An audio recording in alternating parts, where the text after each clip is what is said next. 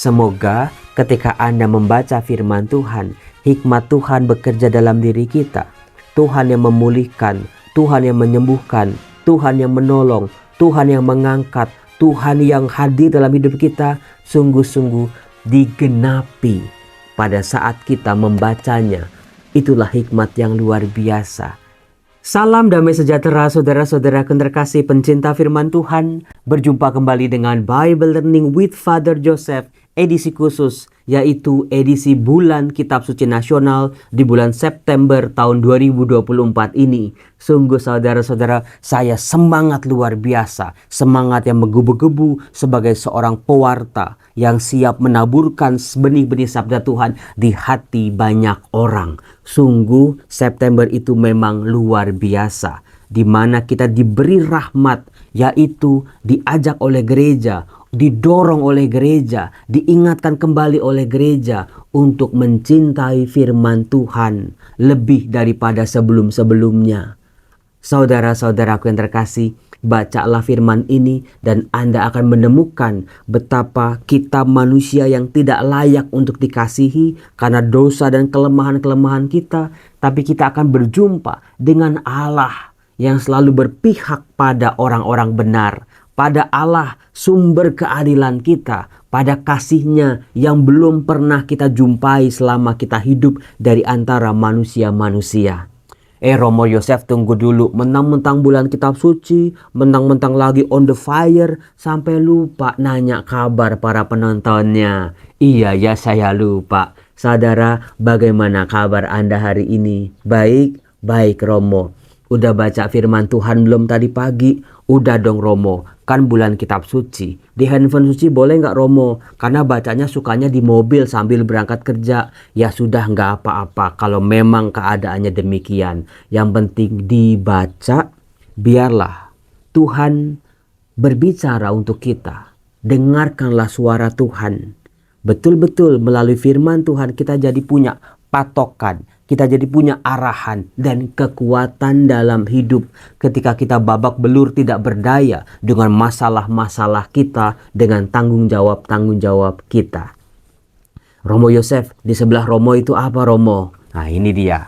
Saya mau membuka satu hadiah untuk Anda. Apakah Anda bisa menebak hadiah apa kira-kira yang ada di dalam kotak ini? Hadiah yang sangat amat berharga untuk kita manusia. Sangat penting, sangat luar biasa, betul-betul di dalam kotak ini. Coba tulis di kolom komen.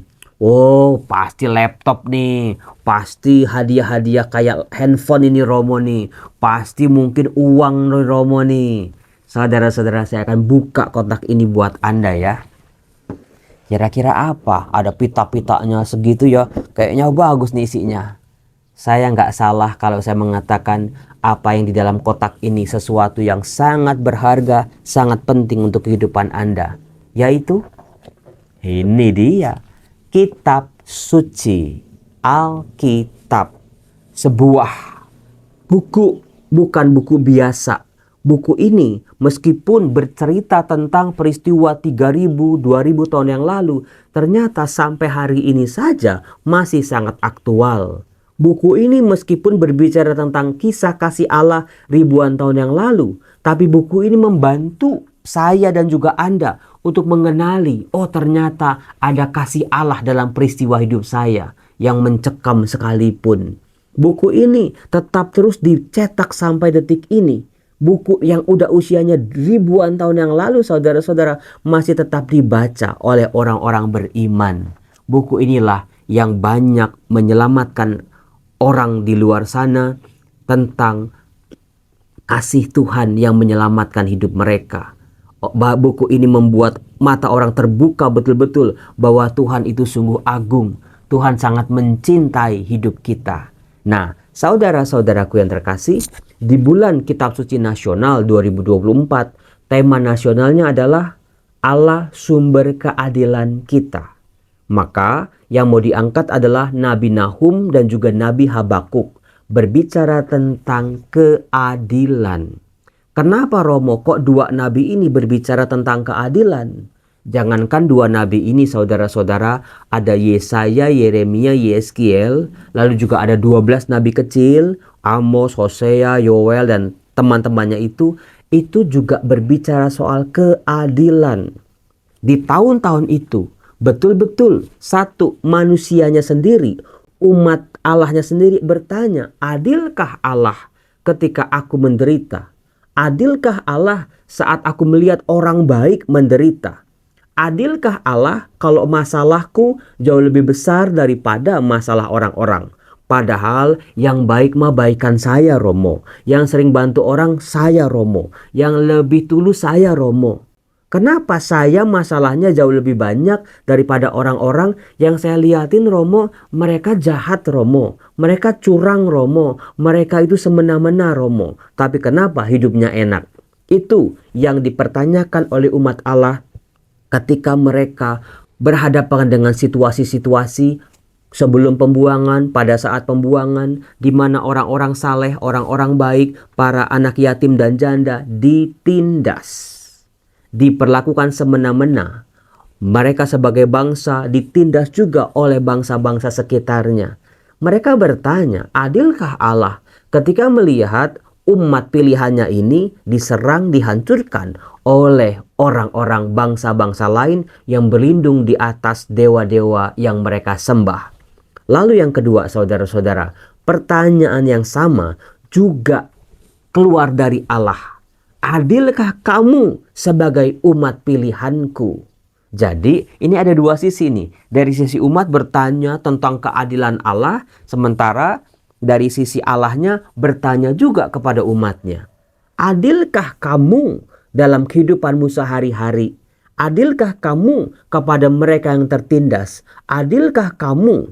Apakah kamu sudah berlaku adil sesuai dengan hukumku?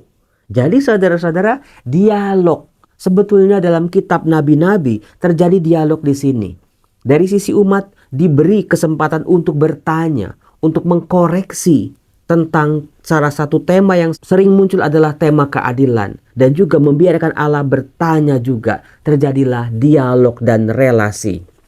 Nah, luar biasanya dibantu oleh suara-suara para nabi yang menyuarakan suara Allah, kita bisa belajar. Ternyata karena ketidakadilan demi ketidakadilan yang terjadi dalam masyarakat Israel, mereka sendiri yang berbuat tidak adil kepada sesamanya. Itulah yang menjadikan mereka mengalami ketidakadilan dari sisi yang lain. Jadi hukum tabur tuai. Apa yang kamu perbuat itulah yang akan datang kepadamu. Saudara-saudara yang terkasih, kalau di sini saya sekarang jadi mau belajar tentang apa itu keadilan, menjadi pelaku-pelaku keadilan saudara-saudara. Karena Allah yang disembah, Allah yang dipercaya adalah Allah yang adil. Allah yang akan membalas apapun yang diperbuat oleh umatnya. Kalau umatnya memang menjadi pejuang-pejuang kebaikan, membantu sesama dengan segala macam daya upaya mereka, Tuhan akan mengganjar mereka dengan berkat-berkat-Nya. Tetapi kalau umatnya berbalik dari hukum-hukum Allah, mereka akan dihukum. Saudara-saudara, itulah keadilan.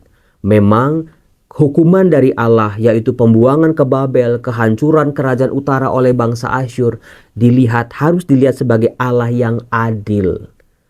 Dalam keadilan itu tidak pernah boleh dipisahkan dari kasih Allah. Nah ini, Allah kita itu bukan sekedar adil asal adil, tapi Allah juga adalah Allah yang penuh kasih.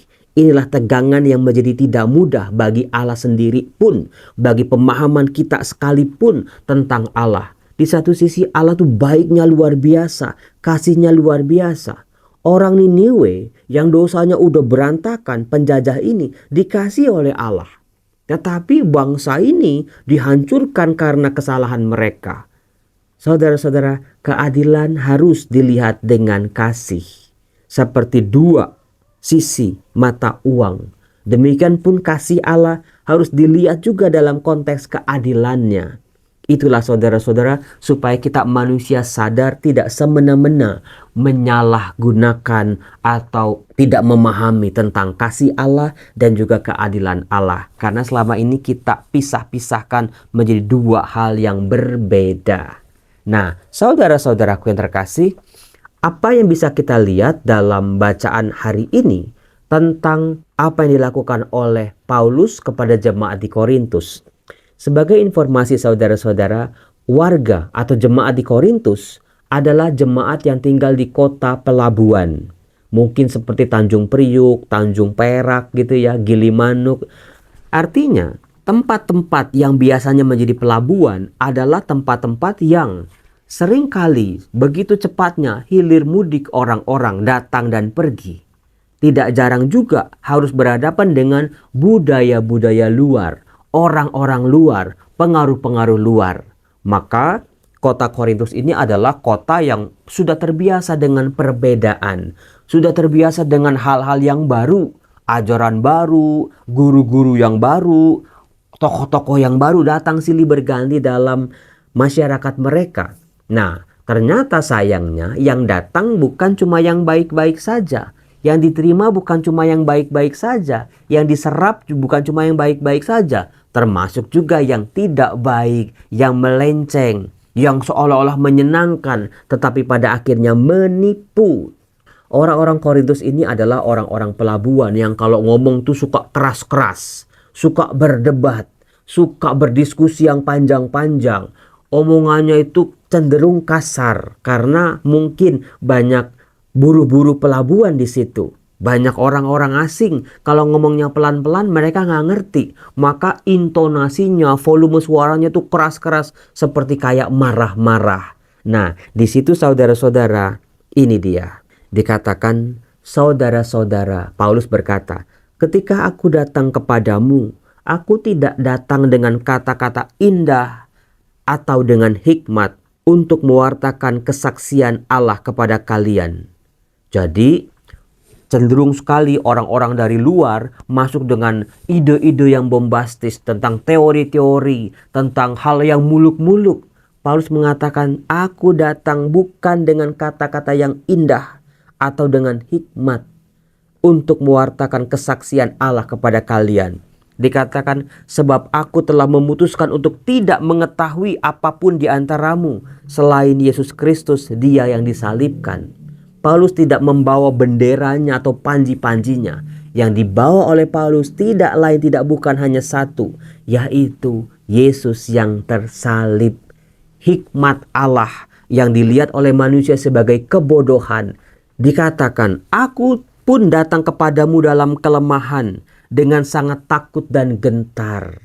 Di sini saudara-saudara, Paulus mengandalkan kekuatan Allah yang bekerja dalam dirinya. Kalau dia cuma mengandalkan dirinya sendiri, dia tidak akan mampu berhadapan dengan orang-orang Korintus yang cenderung kasar, suka main hakim sendiri, orang-orang yang sudah terbiasa dengan tindakan-tindakan yang brutal, dengan dosa-dosa, segala macam tindakan-tindakan yang tidak senonoh. Kota pelabuhan, di situ banyak terjadi hal-hal yang kotor.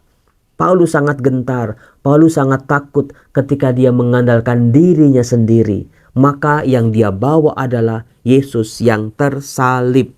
Dikatakan, baik ajaran maupun pemberitaanku tidak kusampaikan dengan kata-kata hikmat yang meyakinkan, melainkan dengan keyakinan akan kekuatan Roh, supaya imanmu jangan bergantung pada hikmat manusia, melainkan pada kekuatan Allah.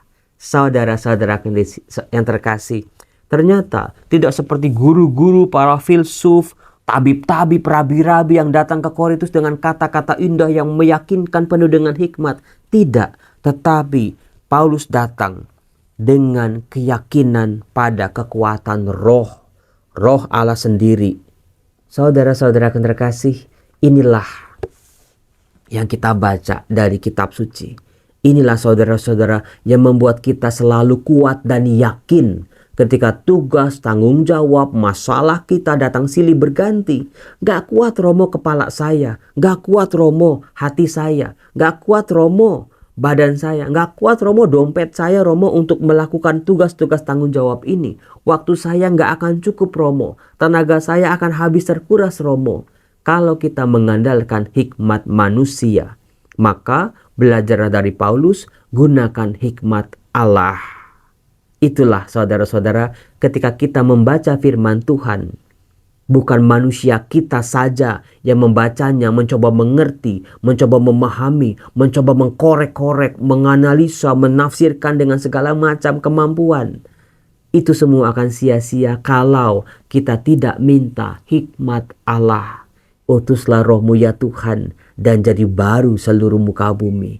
Beri aku hikmat-Mu Tuhan. Bukan kata-kata indah, tapi pengertian yang berasal daripada-Mu. Maka trik pertama yang saya ajarkan kepada Anda supaya firman Tuhan ini bisa kita baca, mintalah hikmat itu, hikmat dari Allah, pengertian dari Allah, supaya pengertian pemahaman kita tidak melenceng, tidak kemana-mana, tidak dinodai oleh pikiran-pikiran kelemahan manusia, bahkan digoda oleh si jahat. Karena si jahat juga bisa masuk saudara-saudara dengan hikmatnya seolah-olah meyakinkan bagaimana kita membaca firman Tuhan, menyelami maksud-maksud Allah. Di situ si jahat juga bisa bekerja. Maka mintalah hikmat Allah yang melindungi kita dari segala yang jahat, supaya pengertian kita tidak melenceng, tidak dikaburkan, tidak salah paham terhadap maksud-maksud Allah ini. Mintalah itu, jangan sampai si jahat menggoda kita ketika kita membaca firman Tuhan. Saudara-saudaraku yang terkasih, itulah yang menjadi fokus Tuhan Yesus ketika Tuhan Yesus datang ke kotanya di Nazaret, tempat dia dibesarkan. Bagaimana Tuhan Yesus di hari Sabat pun membaca firman Tuhan, membacakan firman Tuhan kepada orang banyak. Jadi bukan cuma kita, tapi Tuhan Sang Firman ini betul-betul dalam hidupnya di dunia 2000 tahun yang lalu adalah pribadi yang sangat mencintai sabda Allah. Membacakannya di depan orang banyak, mewartakannya, mengajarkannya, melihat bahwa apa yang telah dibaca adalah sungguh-sungguh terjadi, menjadi rema, menjadi kebenaran, menjadi kenyataan buat orang-orang, setiap orang yang mendengarnya pada waktu itu. Maka tidak heran berbeda ketika ahli Taurat, orang Farisi membaca kitab suci, Nabi Yesaya, orang-orang mungkin tidak sampai kesentuh. Tapi Sang Firman sendiri berbicara, mewartakan kabar baik ini. Roh Tuhan ada padaku, sebab aku diurapinya untuk mencapaikan kabar baik kepada orang-orang miskin. Aku diutusnya memberitakan pembebasan kepada orang-orang tawanan, penglihatan kepada orang-orang buta, serta membebaskan orang-orang tertindas. Aku diutusnya memberitakan bahwa tahun rahmat Tuhan itu telah datang. Tuhan Yesus mengajarkan, pada hari ini genaplah ayat-ayat kitab suci itu pada saat kalian mendengarnya. Itulah hikmat dari Allah. Semoga ketika Anda membaca firman Tuhan, hikmat Tuhan bekerja dalam diri kita. Tuhan yang memulihkan, Tuhan yang menyembuhkan, Tuhan yang menolong, Tuhan yang mengangkat, Tuhan yang membantu, Tuhan yang hadir dalam hidup kita sungguh-sungguh digenapi pada saat kita membacanya, pada saat kita mendengarnya. Itulah hikmat yang luar biasa. Janji Tuhan menjadi ya, menjadi kebenaran, menjadi amin dalam hidup kita. Saudara-saudara yang terkasih, cobalah membaca firman Tuhan dengan bantuan hikmat Allah. Itulah yang membuat orang-orang di Israel waktu itu tercengang begitu Sang Sabda Yesus sendiri membacakan firman dari nubuat Nabi Yesaya ini. Romo, saya mau Romo pada saat saya membaca firman Tuhan, kebaikan Allah, kasih Allah, pengampunan Allah sungguh terjadi dalam hidup saya saat saya membacanya. Sungguh-sungguh Romo, saya butuh hikmat Tuhan itu, hikmat Allah sendiri yang sangat berbeda dengan hikmat manusia. Saudara-saudara, cintai firman Tuhan, biarlah firman itu punya daya, punya kekuatan, bekerja dalam diri kita. Saya percaya ada rahmat, ada berkat yang bisa kita mohonkan pada Tuhan dan dijawab pada saat kita membaca Alkitab. Jangan lupa hadiri BKSN di lingkungan-lingkungan ya. Besok mungkin saya akan membahas soal Nabi Nahum dan juga Nabi Habakuk. Salam, terima kasih, Tuhan berkati.